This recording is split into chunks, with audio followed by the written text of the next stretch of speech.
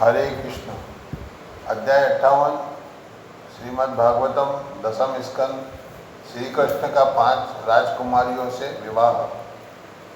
श्री सुखदेव गोस्वामी ने कहा, एक बार परम ऐश्वर्यमान भगवान पांडवों को देखने के लिए इंद्रप्रस्थ गए, जो पुनः जनता के बीच प्रकट हो चुके थे। भगवान के साथ विविधान तथा अन्य संगी थे। जब पांडवों ने देखा कि भगवान मुकुंद आए, तो प्रथा के वे वीर पुत्र एक साथ उसी तरह उठ खड़े हुए जिस तरह इंद्रियां प्राण के वापस आने पर सचेत हो उठती है। इन वीरों ने भगवान अच्युत का आलिंगन किया और उनके शरीर के स्पर्श से उन सबके पाप दूर हो गए। उनके स्नेहिल हंसी से हरे कृष्ण। इसको इधर रखो, बंद कर दूंगा, इसको बंद कर दो। हरे कृष्ण। अध्याय 58 श्री कृष्ण का 5 राजकुमारियों से विवाह। श्री सुखदेव गोस्वामी ने कहा, एक बार परम ऐश्वर्यमान भगवान पांडवों को देखने के लिए इंद्रप्रस्थ गए, जो पुनः जनता के बीच प्रकट हो चुके थे। भगवान के साथ विविधान तथा अन्य संगी थे। जब पांडवों ने देखा भगवान मुकुंद आए, तो प्रथा के वे वीर पुत्र एक साथ उसी तरह उठ खड़े हुए जिस तरह इंद्रियां प्राण के वापस आने पर सचेत हो उठती है। इन वीरों ने भगवान अच्युत का आलिंगन किया और उनके शरीर के स्पर्श से उन सबके पाप दूर हो गए। उनके स्नेहिल हंसी से युक्त मुखमंडल को देखकर वे सब हर्ष से अभिभूत हो गए। युधिष्ठिर तथा भीम के चरणों पर सादर नमस्कार करने तथा अर्जुन का प्रगाढ़ आलिंगन करने के बाद उन्होंने नकुल तथा सहदेव जुड़वा भाइयों का नमस्कार स्वीकार किया। पांडवों की नवविवाहिता दोष रहित पत्नी कुछ कुछ लगाते हुए धीरे धीरे भगवान कृष्ण के पास आई और उन्हें नमस्कार किया। सात्यकी ने भी पांडवों से पूजा तथा स्वागत प्राप्त करके सम्मानजनक आसन ग्रहण किया और भगवान के अन्य संगी भी उचित सम्मान पाकर विविध स्थानों पर बैठ गए। तब भगवान अपनी बुआ महारानी कुंती को देखने गए। वे उनके समक्ष झुके और उनका आलिंगन किया। अपनी स्नेह से उनकी आंखें नम हो गई। भगवान कृष्ण ने उनसे तथा उनकी पुत्रवधू द्रौपदी से उनकी कुशलता पूछी और उन्होंने भगवान से उनके संबंधियों द्वारका के विषय में पूछा। महारानी कुंती प्रेम से इतनी अभिभूत हो गई कि उनका गला रुंध गया और उनकी आंखें आंसुओं से भर गई। उन्होंने उन तमाम कष्टों का स्मरण किया जिसे उन्होंने तथा उनके पुत्रों ने सहा था। इस तरह उन्होंने भगवान कृष्ण को संबोधित करते हुए कहा, जो अपने भक्तों के समक्ष उनका कष्ट भगाने के लिए प्रकट होते हैं। महारानी कुंती ने कहा, हे कृष्ण, हमारी कुशल मंगल तो तभी आश्वस्त हो गई थी जब आपने अपने संबंधियों का अर्थात हमारा स्मरण किया और मेरे भाई अक्रूर को हमारे पास भेजकर हमें अपना संरक्षण प्रदान किया। आप जो कि ब्रह्मांड के शुभचिंतक मित्र एवं परमात्मा हैं, उनके लिए अपना तथा पराया का कोई मोह नहीं रहता, तो भी सबों के हृदय में निवास करने वाले आप उनके कष्टों को समूल नष्ट कर देते हैं, जो निरंतर आपका स्मरण करते हैं। राजा युधिष्ठिर ने कहा, हे परम नियंता, मैं नहीं जानता कि हम मूर्खों ने ऐसे कौन से पुण्य कर्म किए हैं कि आपका दर्शन पा रहे हैं, जिसे बड़े बड़े विरले योगेश्वर ही कर पाते हैं। जब राजा ने भगवान कृष्ण को सबके साथ रहने का अनुरोध किया, तो वर्षा ऋतु के महीनों में नगर के निवासियों के नेत्रों को आनंद प्रदान करते हुए भगवान सुखपूर्वक इंद्रप्रस्थ में रहते रहे। एक बार बलशाली शत्रुओं का अंता अर्जुन अपना कवच पहनकर हनुमान से चिंकित ध्वजा वाले अपने रथ पर सवार होकर धनुष तथा 2 अक्षय तरकश लेकर भगवान कृष्ण के साथ एक विशाल जंगल में शिकार खेलने गया, जो हिंस्र पशुओं से परिपूर्ण था। अर्जुन ने अपने बाणों से उस जंगल के बाघों, सूरों, जंगली भैंसों, रुरुओं, सर्गों, गवेयों, गेंडों, श्याम हिरणों, खरगोशों तथा साइयों को बेध डाला। नौकरों का एक दल मारे गए उन पशुओं को राजा युधिष्ठिर के पास ले आया जो किसी विशेष पर्व पर यज्ञ में अर्पित किए जाने के योग्य थे। तत्पश्चात प्यासे तथा थके होने से अर्जुन यमुना नदी के तट पर गया। दोनों कृष्णों ने वहाँ स्नान करने के बाद नदी का स्वच्छ जल पिया। तब दोनों महारथियों ने पास ही टहलती एक आकर्षक युवती को देखा। अपने मित्र द्वारा भेजे जाने पर अर्जुन उस आकर्षक मुख वाली असाधारण युवती के पास गए और उनसे पूछा। अर्जुन ने कहा, हे सुंदरी, तुम कौन हो, किसकी पुत्री हो, कहाँ से आई हो और तुम यहाँ क्या कर रही हो? मैं सोच रहा हूँ कि तुम पति की आकांक्षी हो। हे सुंदरी, मुझसे प्रत्येक बात बतला दो। श्री कालिंदी ने कहा, मैं सूर्यदेव की पुत्री हूँ। मैं परम सुंदर तथा वरदानी भगवान विष्णु को अपने पति रूप में चाहती हूँ और इसलिए मैं कठोर तपस्या कर रही हूँ। मैं उनको जो लक्ष्मी देवी के धाम है छोड़कर अन्य कोई पति स्वीकार नहीं करूँगी। वे भगवान मुकुंद जो कि अनाथों के आश्रय हैं, मुझ पर प्रसन्न हो। मेरा नाम कालिंदी है और मैं अपने पिता द्वारा यमुना जल के भीतर निर्मित भवन में रहती हूँ। मैं भगवान अच्युत से भेंट होने तक यहीं रुकूंगी। श्री सुखदेव गोस्वामी ने आगे कहा, अर्जुन ने ये सारी बातें वासुदेव से बतलाई जो पहले से इनसे अवगत थे। तब भगवान ने कालिंदी को अपने रथ पर चढ़ा लिया और राजा युधिष्ठिर से मिलने चले गए। एक पुरानी घटना बतलाते हुए श्री सुखदेव गोस्वामी ने कहा, पांडवों के अनुरोध पर भगवान कृष्ण ने एक अत्यंत अद्भुत एवं विचित्र नगरी का निर्माण विश्वकर्मा से कराया था। भगवान अपने भक्तों को प्रसन्न करने के लिए उस नगरी में कुछ समय तक रहते रहे। श्री कृष्ण ने अग्निदेव को दान के रूप में खांडव वन देना चाहा, अतः वे अर्जुन के सारथी बने। ये राजन, अग्निदेव में प्रसन्न होकर अर्जुन को धनुष, श्वेत घोड़ों की जोड़ी, रथ, कभी रिक्त न होने वाले 2 तरकस तथा एक कवच दिया जिसे कोई योद्धा हथियारों से भेद नहीं सकता था।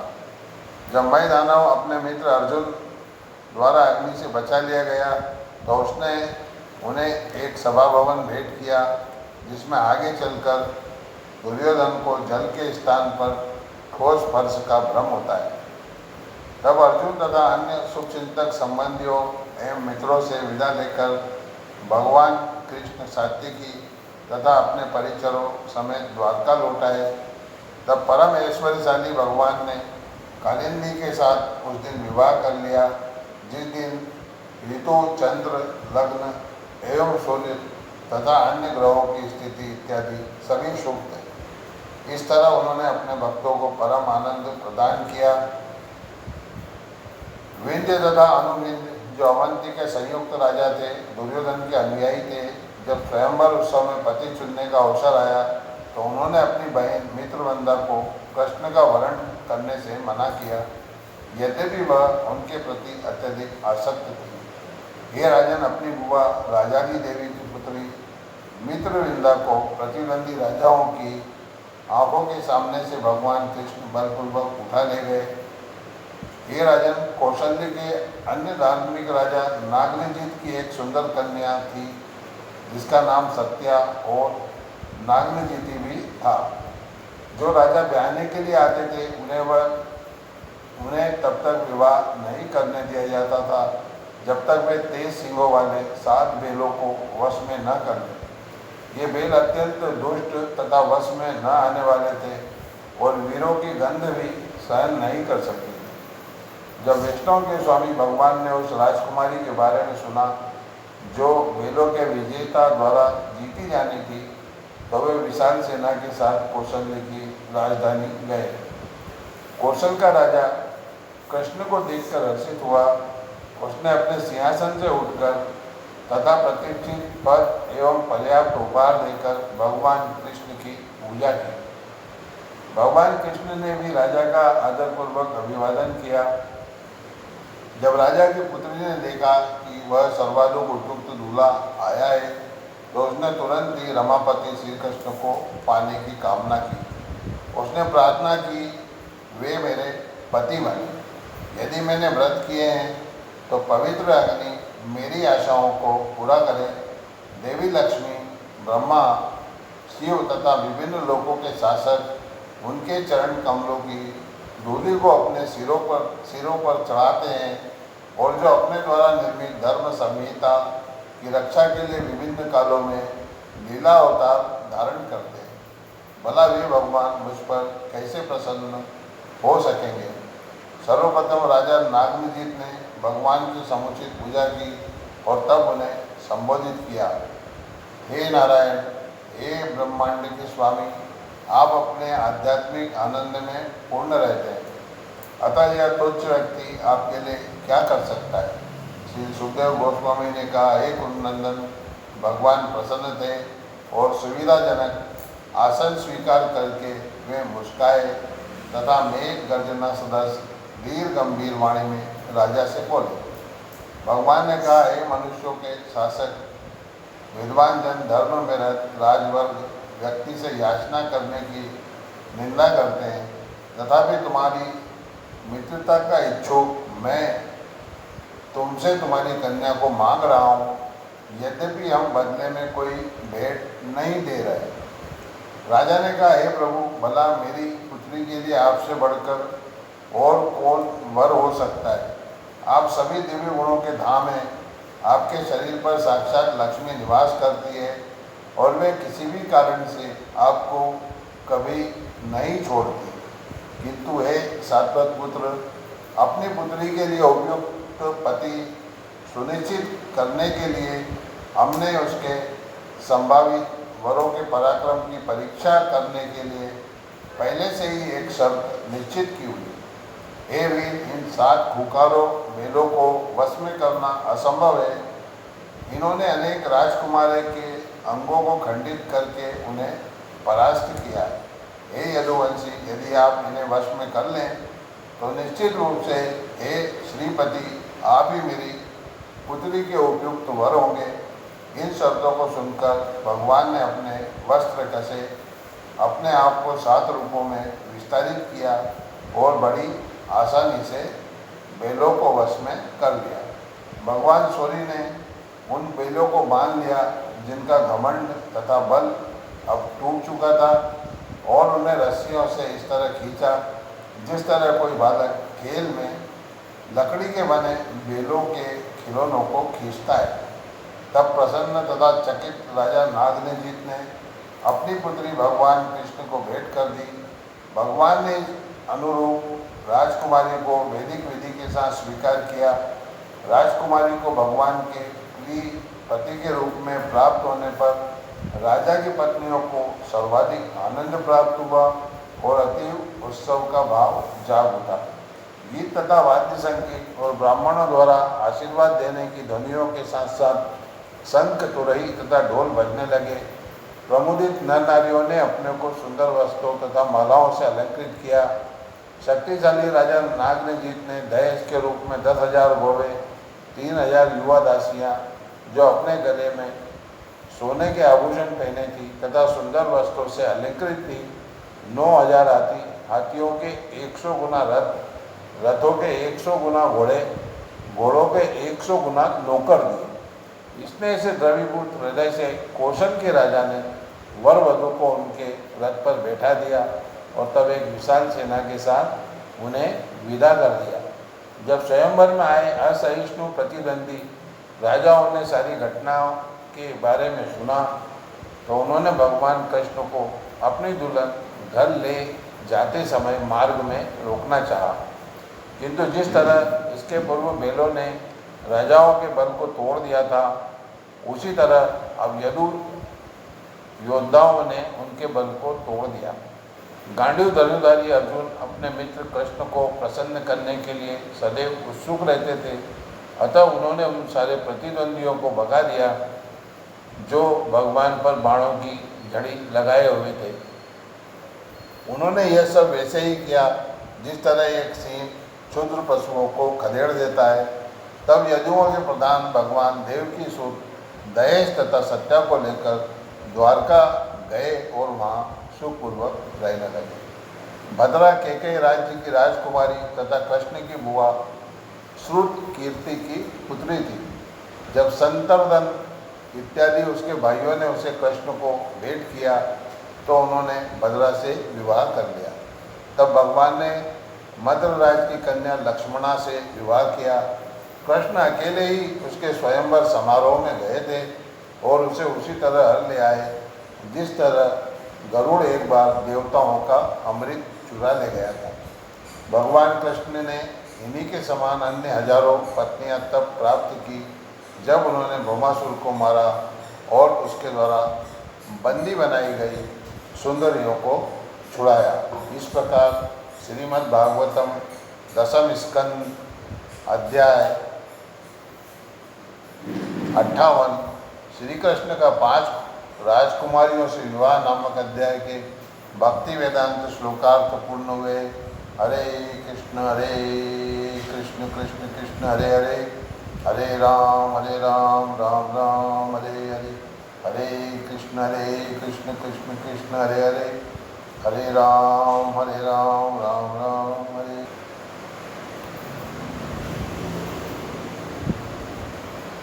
हरे कृष्ण। अध्याय 59 नरकासुर का वध।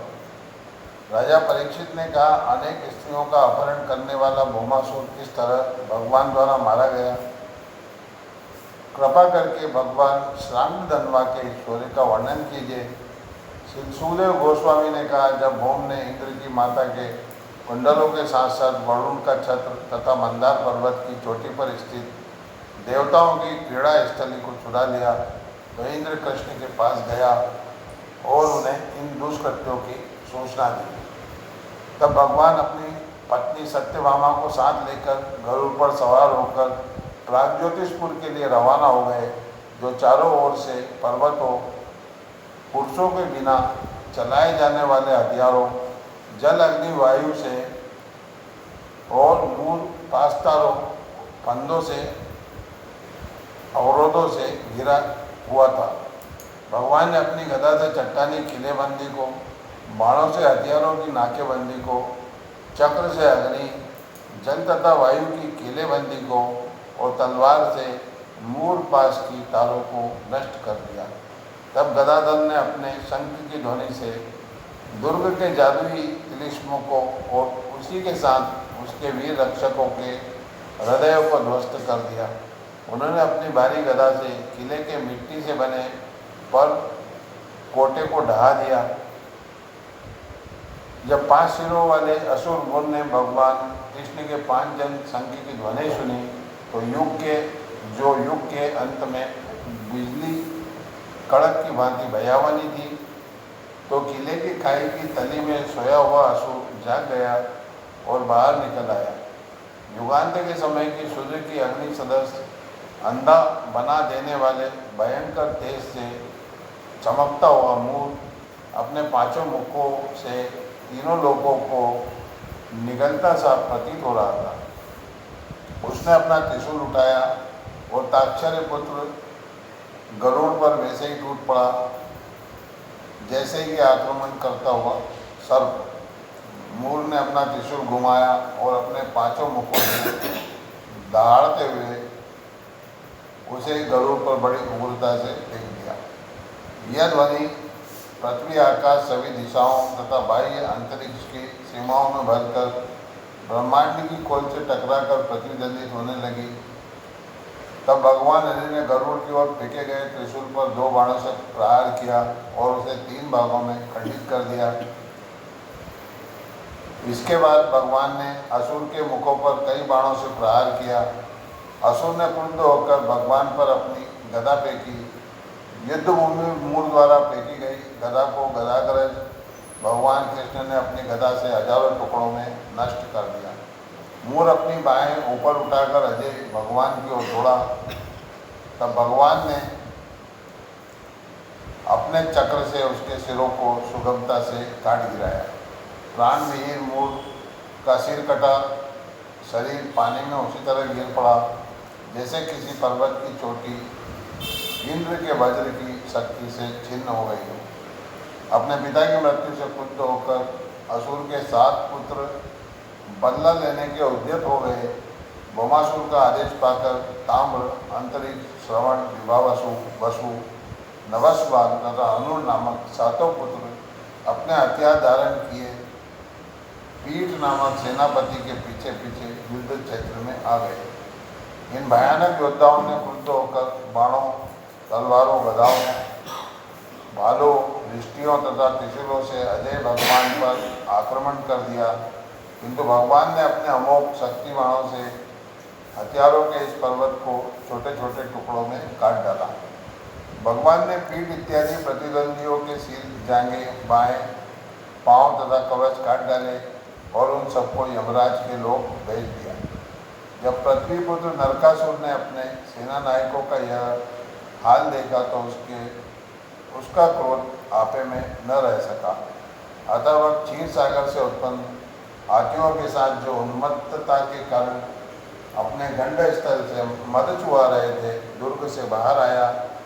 गरुड़ पर आसीन भगवान कृष्ण और उनकी पत्नी सूर्य को ढकने वाले बिजली से युक्त बादल जैसे प्रतीत हो रहे थे। भगवान को देखकर भौम ने उन पर अपना शतरंगी हथियार छोड़ा। तत्पश्चात भौम के सारे सैनिकों ने एक साथ अपने अपने हथियारों से आक्रमण कर दिया। भगवान गदाधर ने अपने तीक्ष्ण बाण भौमासुर की सेना पर छोड़े।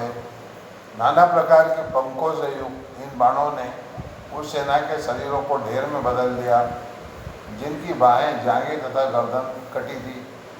इसी तरह कृष्ण ने विपक्षी घोड़ों तथा हाथियों को मार दिया। हे कुरुवीर, तब भगवान हरि ने उन सारे अस्त्रों तथा शस्त्रों को मार गिराया जिन्हें शत्रु सैनिकों ने उन पर फेंका था, और हर एक को 3 तेज बाणों से नष्ट कर डाला। भगवान के वाहक गरुड़ ने अपने पंखों से शत्रु के हाथियों पर प्रहार किया। ये हाथी गरुड़ के पंखों, चोंच तथा पंजों से प्रताड़ित होकर नगर की ओर भाग गए, जिससे कृष्ण का सामना करने के लिए युद्ध भूमि में केवल नरकासुर बचा रहा। जब भौम ने देखा कि गरुड़ द्वारा उसकी सेना खदेड़ी तथा सताई जा रही है, तो उसने गरुड़ पर अपने उस भाले से आक्रमण किया जिससे उसने एक बार इंद्र के वज्र को परास्त किया था। किंतु उस शक्तिशाली हथियार से प्रहार किए जाने के बाद भी गरुड़ तिलमिलाए नहीं। निसंदेह वे फूलों की माला से प्रहार किए जाने वाले हाथी के समान थे। अपने सारे प्रयासों में विफल भौम ने भगवान कृष्ण को मारने के लिए अपना त्रिशूल उठाया, किंतु इसके पूर्व कि वह उसे चलाए, भगवान ने अपने तेज धार वाले चक्र से हाथी पर सवार उस असुर का सिर काट दिया।